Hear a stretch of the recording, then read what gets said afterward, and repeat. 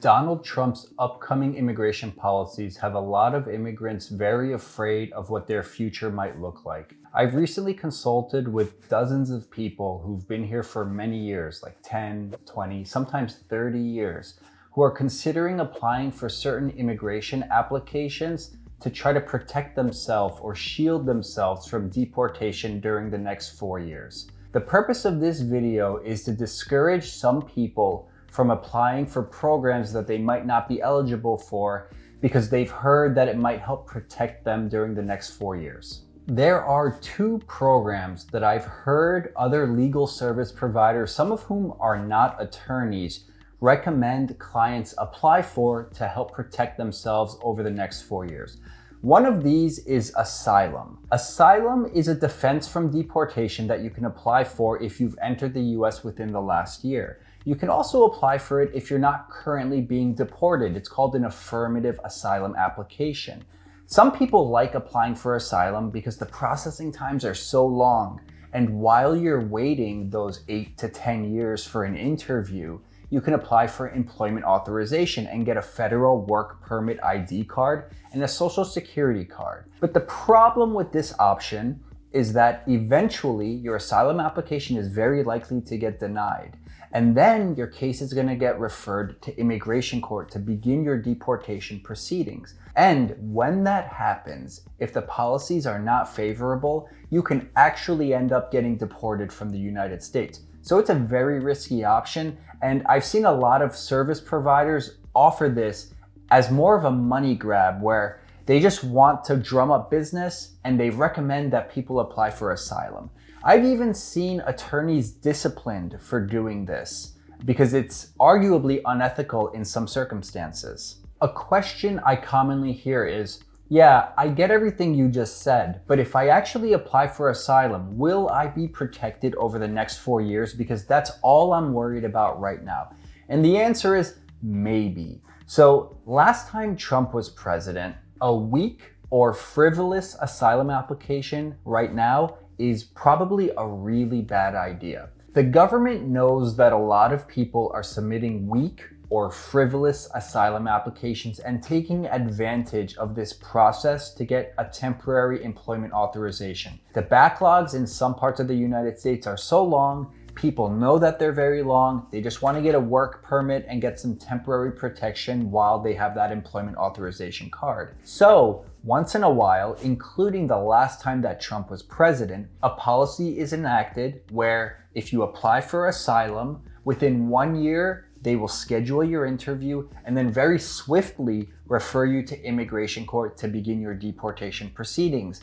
And basically they do this to discourage other people from taking advantage of the system. And what this does is it discourages people from submitting frivolous or weak asylum applications. The other problem with this policy is that when they suddenly begin to expedite the most recent asylum applications, the people who have legitimate claims who've been waiting for 8 years now have to wait for a few more years while the government begins to prioritize all the recent applicants to discourage new people from applying. So the whole system is really messed up. And I think that if you apply for asylum after Trump begins his term, there's a really good chance that you can end up in deportation proceedings during the next 4 years. So I'm discouraging my clients from even considering this. Now, if you already have an asylum application pending, there's nothing you can do about it. And if you submit an asylum application anytime before Trump's inauguration date, I don't exactly know what's going to happen with those applications, if they're going to end up being expedited or not.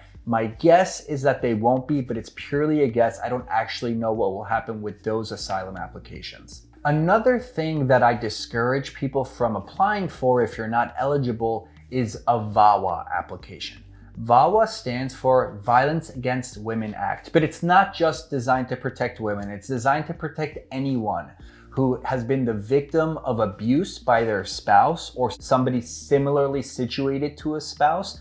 Or if it's not physical abuse, it could be psychological abuse where it rises to the level of cruel and inhumane treatment.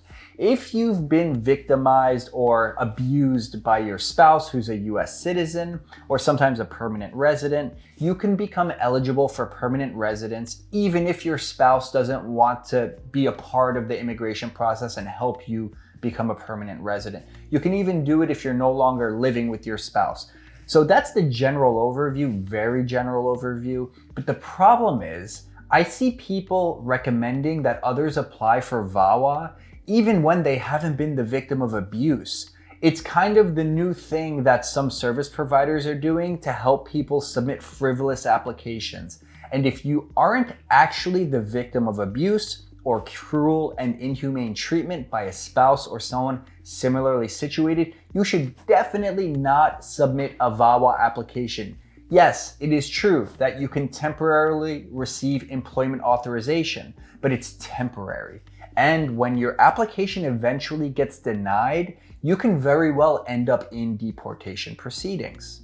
One of the biggest problems with submitting a weak or frivolous VAWA application, which is an application for permanent residence based on abuse or cruel and inhumane treatment, is that there is likely to be a policy during Trump's administration where any denied green card application or other benefit is automatically referred to immigration court to begin your deportation proceedings. So there are multiple reasons not to submit a weak or frivolous VAWA application just to get a temporary work permit or some semblance of immigration status while your case is pending. First of all, it's likely to get denied if you haven't actually been the victim of abuse or something similar. But much more importantly, there's a good chance you'll end up in deportation proceedings and way worse off than if you had actually done nothing.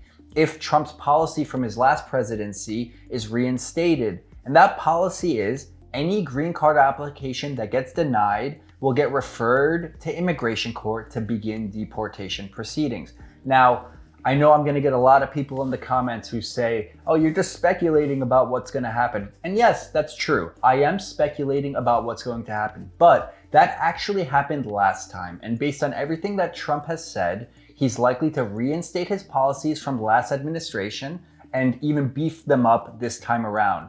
So I have very good reason to believe that any denied green card application during Trump's presidency will result in the issuance of a notice to appear in immigration court to begin deportation proceedings. If somebody has recommended to you that you should apply for asylum or VAWA and that you'll get a work permit and you'll be protected over the next 4 years, the best piece of advice that I can give you is get a second or even a third opinion and make sure the opinions you get are from licensed attorneys, preferably someone who focuses entirely on immigration law. If you wanted to speak with me directly to see if you have a strong case or to get a second opinion, you could always schedule a consultation. The info is in the video description below. Also, if you're new to my channel, I focus on family-based immigration and deportation defense. I'm going to be putting out a lot of videos in the upcoming year, hopefully around 5 a week on these topics. So if you're new, be sure to subscribe and I'll see you tomorrow for another video.